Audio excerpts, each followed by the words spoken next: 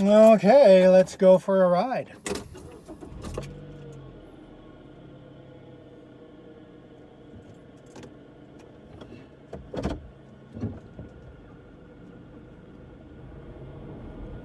I want to take you down the street here and tell you a quick story.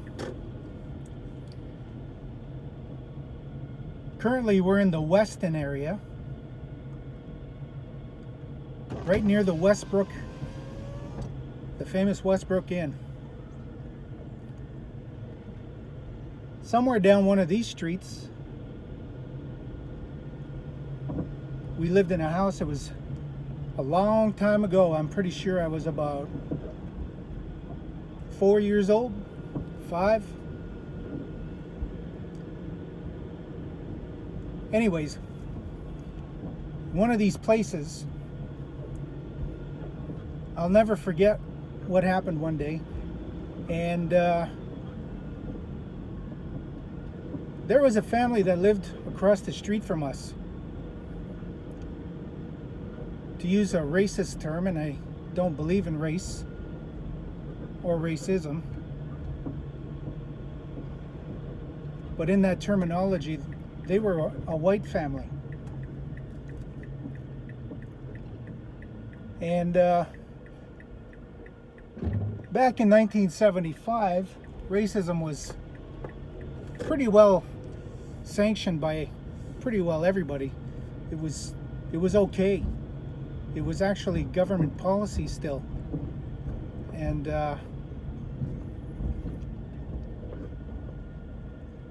it was government policy to facilitate racism.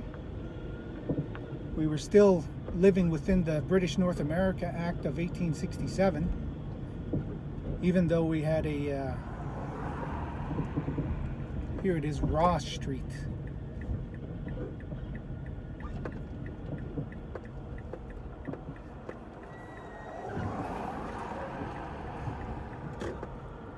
Gangsta.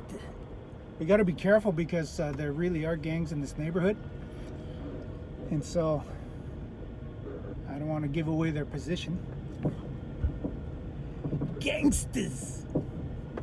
Anyways, that white family, they didn't like us. We were either Indians to them or we were half breeds. I don't know. I don't remember what they thought of us, but they didn't like us, and they harassed us a lot. And there were 2 Métis families, ourselves and our cousins that lived just down the street. We just passed their house, and one day they decided they're going to fight us. They're going to fight the family. I don't remember all of the details. I'm sure the uncles can remember that better than me. But from what I remember, it was a huge battle. And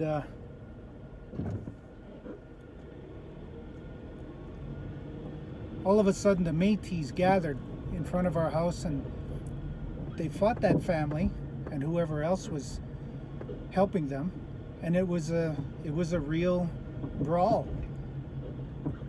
And the aunties held us in the back room to keep us safe. The police came.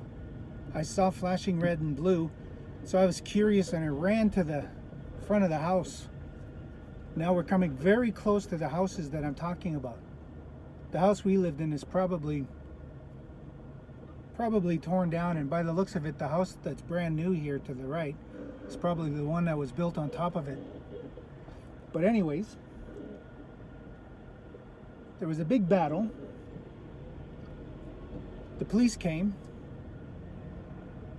The aunties tried to protect us, pulled me away from the window, and hid us in the basement underneath the floorboards because the CFS was coming. Well, it wasn't called CFS back in those days. It was called Children's Aid Society. You didn't want them coming around because that was during the 60s scoop, and they were scooping up kids left and right. Children's Aid Society is a for-profit organization, I do believe. I could be wrong. But they're in the business of human trafficking in any case. for profit or not for profit, it doesn't matter. It's human trafficking is what it boils down to. And anyways, I distinctly remember being little and seeing the nails poking through the floorboards, and I looked up at them and I thought I could get scratched if I move around too much, so I better just sit still. So those kinds of things really did happen to us. The police took away all the uncles. Children's Aid Society couldn't find the kids. The aunties were left alone. And we survived that day. But we were very close to being taken away.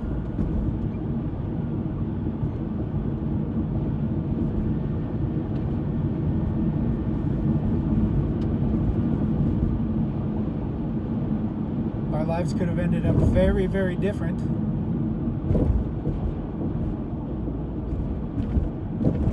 Not necessarily for the better, although some people will tell you that. Those are the experts. They know everything. They don't have to read any books. They're experts on Indians and Métis people, half-breeds, racism. They know everything, those guys. They don't have to go to school. They're so smart.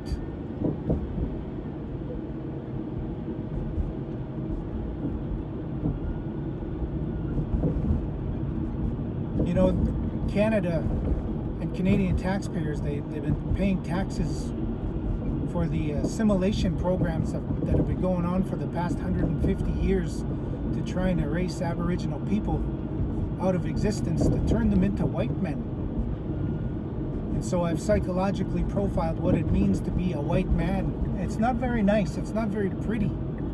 It's pretty gross.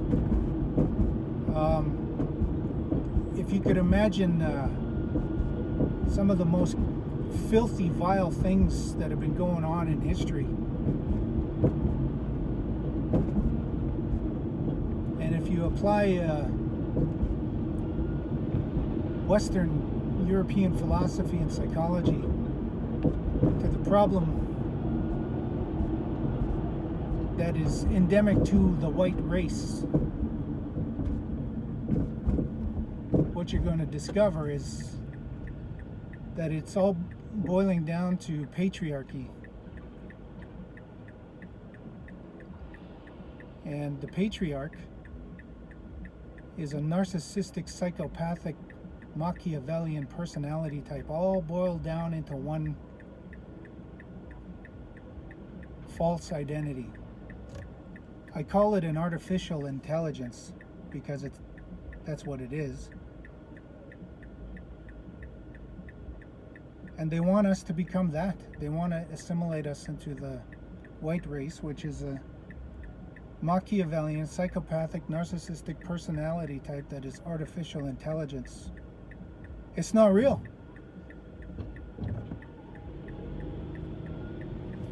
And I would encourage you to like, follow, and subscribe Sam Vaknin on YouTube. He talks all about that. He doesn't apply race to his work. I apply race to his work.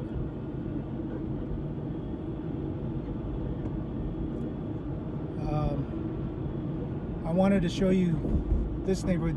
This used to be called Jigtown because it was a neighborhood that was inhabited mostly by people of the black race.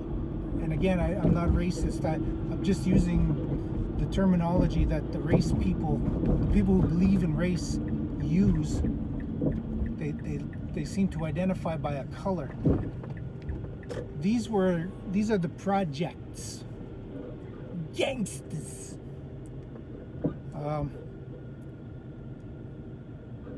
These projects were largely inhabited by people of African descent. And Africa has a lot of different ethnic groups. They, some of them have pretty fair skin, but if I'm being racist and using phenotype to describe the folks, I would say that they have short curly black hair with dark skin. People would call them black. The racists would call them black. So they came up with this word, Jigtown, short for jigaboo.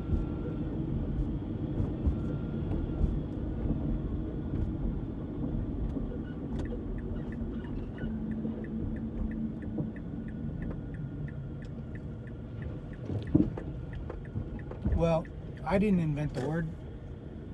I have a feeling it was a word invented by people of the white race when they racialize and discriminate. They use these dehumanizing words to describe a group of people.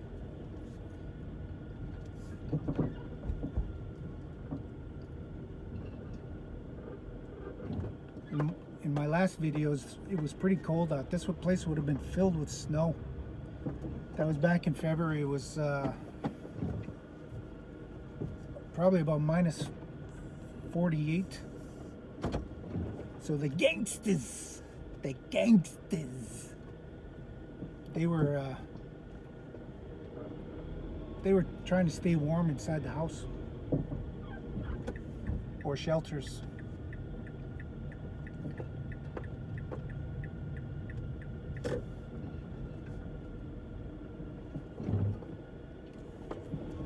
Now it's spring, so they're out and about, they're around. I wanted to show you this place because this is a very famous place. Back in 1970, the Métis people and some of the First Nation people, they started to come from up north and were looking for places to live and affordable housing, and so this is where they came. They came to this to the projects, and this is how we racialize and segregate people. I don't use the term people of color because I don't want to reduce people to a color. I really don't believe in that. I think that we should stop doing that. I think that we objectify and dehumanize ourselves when we agree with the racist terminology and identify as a color. And that includes white people.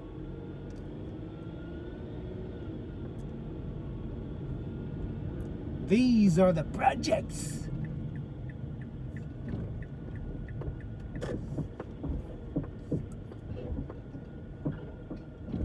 So, affordable housing happens through no fault of these people. These people are not to be blamed for living in the projects. I gotta be careful here. There's children. I can't film children. That's gotta protect their privacy.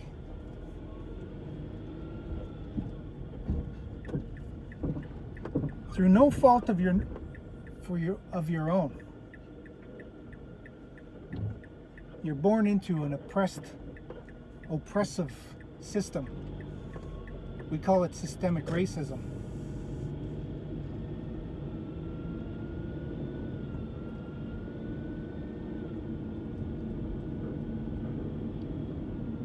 Today we call it Gilbert Park.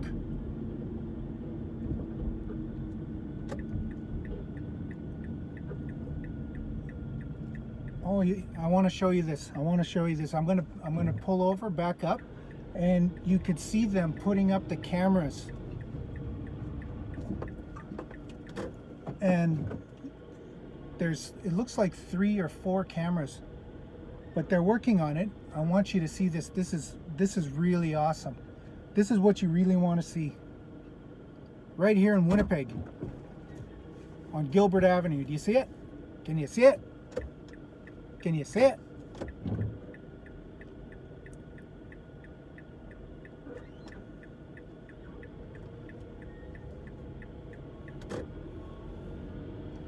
Gilbert and Chudley.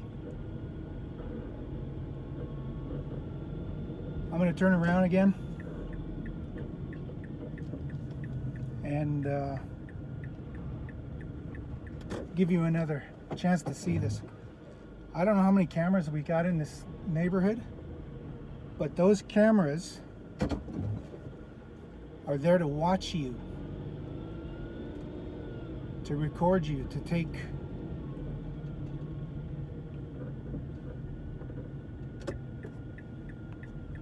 your picture.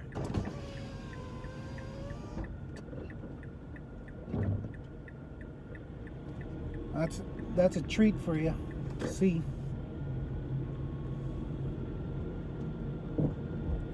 I'd imagine that some of the gangsters are shooting those out. That's why those guys are replacing them. Because believe you me,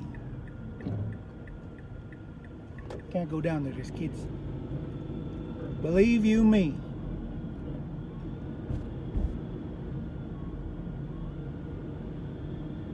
people shoot each other around here.